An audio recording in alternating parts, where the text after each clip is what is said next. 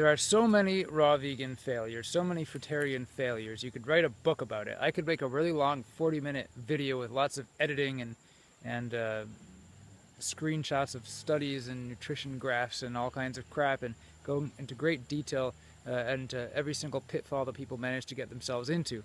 I don't really want to do that right now because I don't have the time or the patience, but I do want people to stop killing themselves and stop destroying themselves. So general trend that I've seen in a community of whether you call it raw vegans or frugivores or fruitarians or whatever other brand name we want to throw on people trying to eat as healthily and clean as possible. The general thing that happens is people go on a diet like that for many years. Many of them start to have problems. And the ones who don't have problems generally deny that there are people who are having problems. Or they say, oh, you just need to take a B12 supplement or go on a 14-day juice fast, or you just didn't do it good enough. And the people that do have problems, even some of them deny that they're having problems for many years, and that ends up turning into, or was to begin with, a mental illness where they're delusional and they don't understand that their health is going downhill until it's too late, or sometimes never. So we have the people who are having problems, and of those people, some of them just keep at it for a really long time. Others get pulled into the paleo or the full carnivore movement, or some variation of that. And the problem I'm seeing is there's nothing in between. Because the thing with the paleo and the carnivore diets is that people will jump right into that, and immediately it solves a whole bunch of deficiencies that they got from eating, pure fruitarian for 10 years straight, or some version of 80-10-10 where you're eating just fruits and avocados mostly as your main fat source, and certain nuts and seeds that have almost no omega-3 in them for many, many, many years. So people jump onto the carnivore thing, they feel way better, they're like, this is it. But the thing is, not everyone does good on the carnivore thing, and sometimes you're doing something where you're solving some health problems and creating other health problems. And a lot of the success or failure on eating a paleo or a carnivore diet depends on certain things. For example, are you buying into the vitamin A myth and overloading on liver and brain smoothies, or are you eating a fairly low vitamin A diet?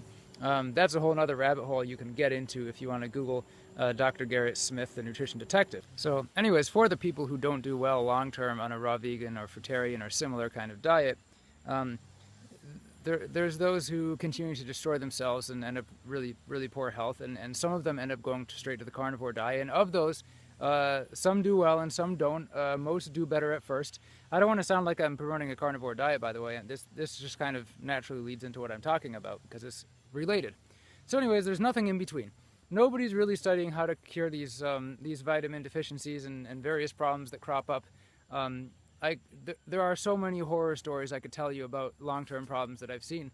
It may sound like I'm exaggerating. I'm actually not. So, scary things like an older guy eating no overt fats for several years, pure fruitarian, and his eyes sinking back into his head and becoming delusional like his brain is eating itself. That's just one example. If people had something in between to go to, that would result in a lot fewer people going straight from raw vegan to pure carnivore. And you look on YouTube, there's tons of people doing that. There's not just ex-vegan videos of basically people going from vegan back to standard American, but there's ex-raw vegan and ex-fruitarian who are taking an even bigger leap and usually going straight to paleo or something like that. And if you go to like entovegan.com, you'll see this guy who's doing the entovegan thing, and he's providing something in between, but not in the way that I would personally, not in the way that I think would actually result in less people going to the carnivore movement. So basically, he eats a diet including lots of bugs, because he is correct that frugivorous apes, their main source of animal protein and bioavailable nutrients such as DHA and things like B12 and zinc is actually insects, not small mammal meat, which they eat a very small amount of compared to insects. So he's right about that, but the rest of his diet does contain things like cooked foods, oils. He doesn't really focus so much on organic, so he's probably getting a lot of glyphosate. He's not into the vitamin A thing. Anyways, whatever. So he provides a very interesting perspective. So what I like to do is start from the idea that we are the most anatomically similar to frugivorous apes. Does that mean we should eat exactly the diet that they eat? No, that would be stupid. Nobody's saying that. Maybe some people are. I'm not saying that. And does that mean that there's one perfect human diet for everybody and everybody has to eat that one diet that's perfect for their body and that's it, end of story? No, of course, that's also stupid, and I would never say that, though I'm sure there are some people who do say that.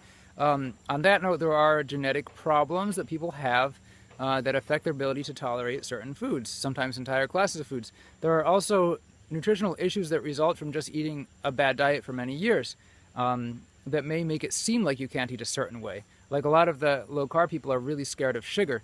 What if their inability to process sugar is a genetic and a nutritional issue, and not so much the actual design of the human body? That's a question I have. As for low carb or high carb, that's not. I don't think we necessarily have to choose.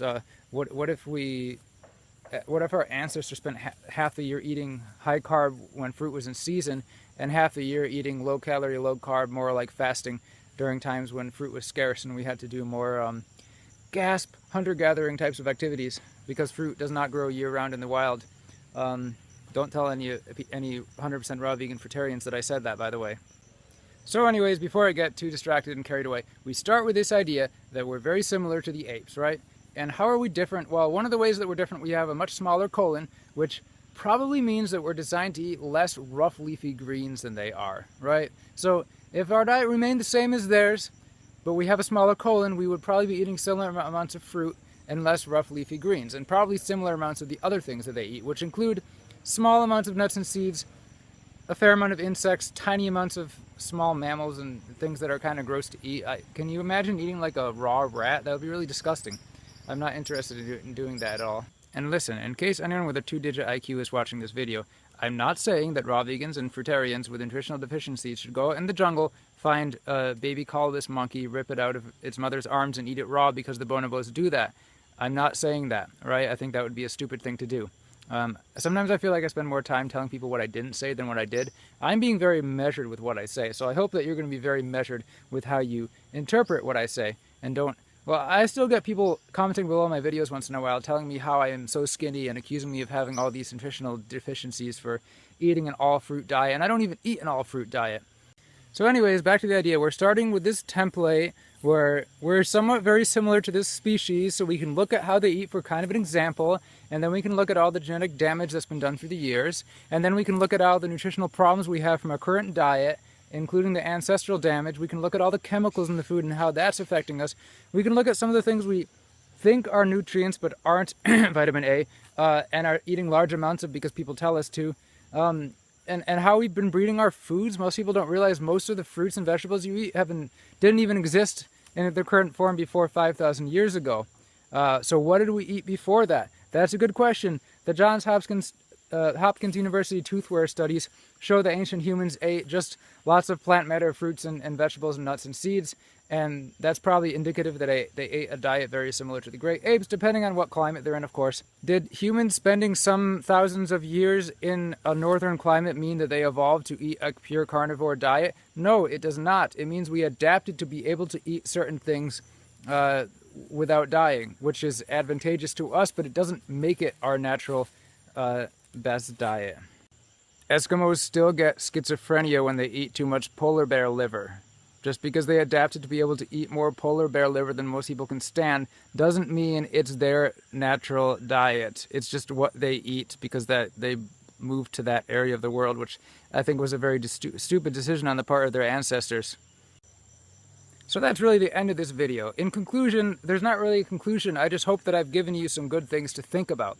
And don't just remember the things that I did say, remember the things that I didn't say, so you don't accuse me of saying them in the comment section later on below the video. Subscribe to my channel, please. Feel free to have some heated raw vegan versus fruitarian versus carnivore versus ento-vegan debates, arguments in the comments below the video, and tell me how it's